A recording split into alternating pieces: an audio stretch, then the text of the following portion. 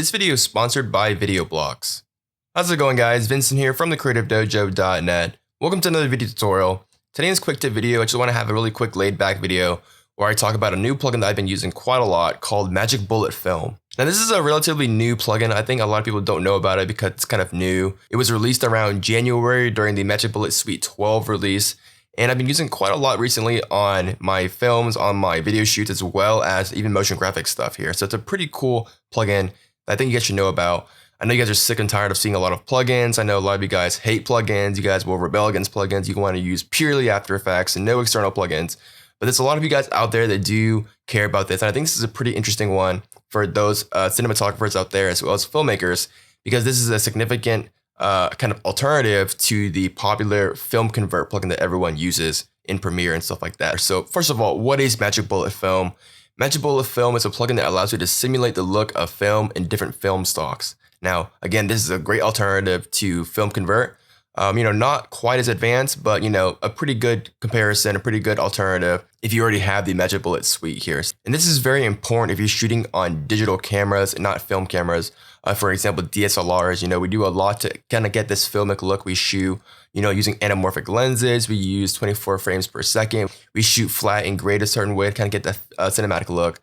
But there's a lot of tiny little details in there in the look of film that you can't really, achieve very easily, without using the real deal here. Magic Bullet Films really makes this really, really easy because they essentially have a whole bunch of film stocks that they scanned in and pretty much allows you to kind of simulate the stock look by applying and using actual film.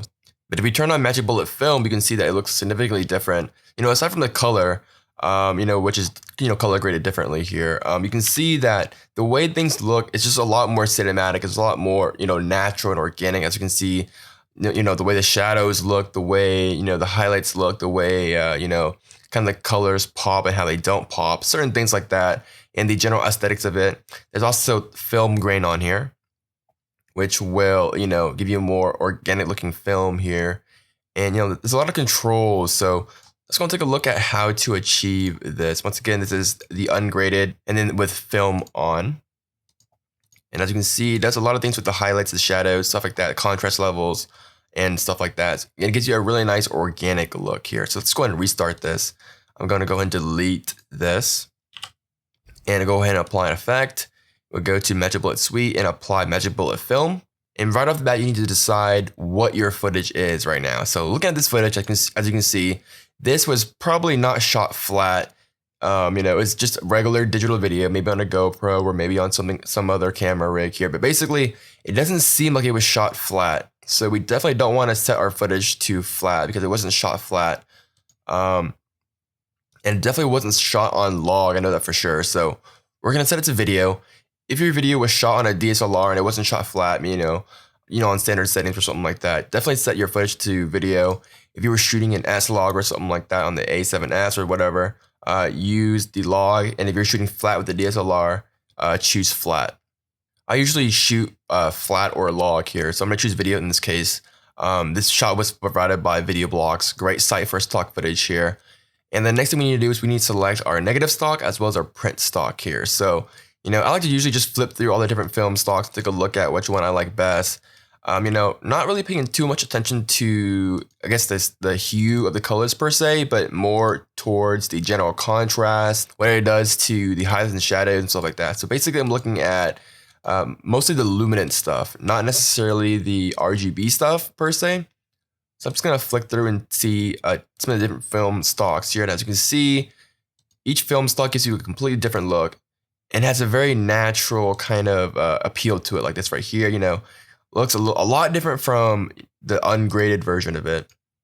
And it has a lot of micro little details that you don't really notice until you kind of turn on and off here. So as you can see, I like to flip through all of them, or most of them anyways, until I see something that I like. And I think I'm gonna stick with maybe this one right here. Some of these can look kind of flat, which is kind of generally the look of film. It's not too saturated or anything like that, or too poppy. But we can always fix that later. And then we have our print stock, which is the actual print stock that the film is printed on. So we have a few options here. Flipping through these are pretty essential as well. I kind of like the Fujifilm 3510. Kind of gives it a nice pleasing look. And the reason why I say don't worry too much about the hue, the warmness, and all that stuff is because you can actually change that in Magic Bullet Film here. So we have the color temperature, which allows you to easily kind of just adjust things to make it a little bit cooler, make things a little bit warmer. I kind of like to keep the shot kind of in the cool. Kind of reminds me of like Jurassic Park or something like that. You can also play around with the tint here. Something like that. So you have pretty much control over the color temperature of things, similar to Camera Raw. Kind of wish they used Kelvins, but a slider works too. A lot of times these can kind of make your shots a little bit dark, so I usually kind of bump up the exposure just a little bit to kind of compensate for that. Something like that. I usually don't mess around with the contrast because I feel like if you color corrected your footage correctly, then Magic Bullet Film should do a great job at kind of giving you the correct contrast here. So I'm gonna keep it. I usually keep that at 0, or if I do modify, I keep it very, very subtle because I kind of like the default film look that it gives you here. Same with saturation here. If you kind of color correct it properly, the saturation should be kind of okay. A lot of times they may just kind of boost this up a little bit. Now skin tones I usually do mess around with a little bit because whenever you kind of apply film stocks in the film look to your videos, usually everything looks great. But your skin tones look kind of weird sometimes, so I do mess around with this. I highly do recommend messing around with the skin tone slider if you have, an interview shot or something like that. Definitely mess around with this. Now the vintage and modern slider is pretty much Mojo in one slider. So basically, if you turn it all the way to the right, it kind of gives you that teal, blue shadows, warm highlights look, kind of similar to the Hollywood film style right now, like Jurassic Park, Terminator Salvation, stuff like that. If you turn it all the way down to the left, the vintage, it gives you kind of that faded vintage look as if you're going back in the 80s or something like that. Both have its pros and cons. I usually keep it pretty subtle, so I'm around -20 to +20. I don't usually go over that. I'll just kind of keep it, I don't know, -10, if that makes any difference here. Grain, I feel like it adds a little bit too much grain sometimes. I usually put it to 25 or 15%. I'm going to say 15% in this case. And we also have an option to add a vignette, which is also very, very handy. I think in this shot, we don't really need a vignette here. And then, of course, we have the strength slider, which is essentially the opacity of this effect. So you can turn it down. You can blend it into your original shot as much as you want, similar to the opacity slider. And just like that, you kind of get this nice filmic cinematic look very easily using a single plugin. And it's a great alternative to Film Convert, which kind of gives you the same grain, kind of negative stock and stuff like that. So it's a pretty cool alternative here. So that's pretty cool. Let me just show you guys a few more shots. So you can kind of see how nice this plugin can be here. So for instance, I'm going to go ahead and apply again the Magic Bullet Film look here. I'll set it to video in this case, and set the grain down to 15%. That's way too much grain. And then we'll also go ahead and play around with the film stock here. As you can see, kind of gives it a different look. So for an example, I'm gonna go with maybe this one. Play around with the print stock here. Kind of like this one right here. We can play around with the color temperature. Maybe play around with the tint. And you can kind of create an interesting kind of look here. Maybe just add a little bit of contrast, and then we can maybe add a little bit of modern, maybe a little bit of vignette, and maybe, yeah, keep it like that. And as you can see, this is the before, this is the after. Not too bad with just a quick little plug-in here and kind of get that filmic look in here. And as you can see, we have this nice aerial shot of this lighthouse. Last shot, everything I've been doing has been pretty cool lately, but I kind of want to do a kind of a warm shot here. So again, I'm going to apply Magic Bullet Suite, apply Magic Bullet Film, and I'll select a video. And then I'll play around with the print stock here. I'm trying to go for this nice sunny feel to it. So I don't want to use a film stock that kind of pushes the highlights down too much here. Kind of like in this one right here. So I'm going to select the print stock just to kind of experiment which one looks a little bit better. Kind of like this first one here. I may want to add a little bit of contrast. Maybe 30. And then I'll kind of maybe bump up the exposure. Set to 0. We'll play around with the color temperature to kind of make it this nice sunny. And we'll play around with the tint and make it a little bit more warm red to kind of make it like the sunset. And, we'll go and apply a little bit of vignette.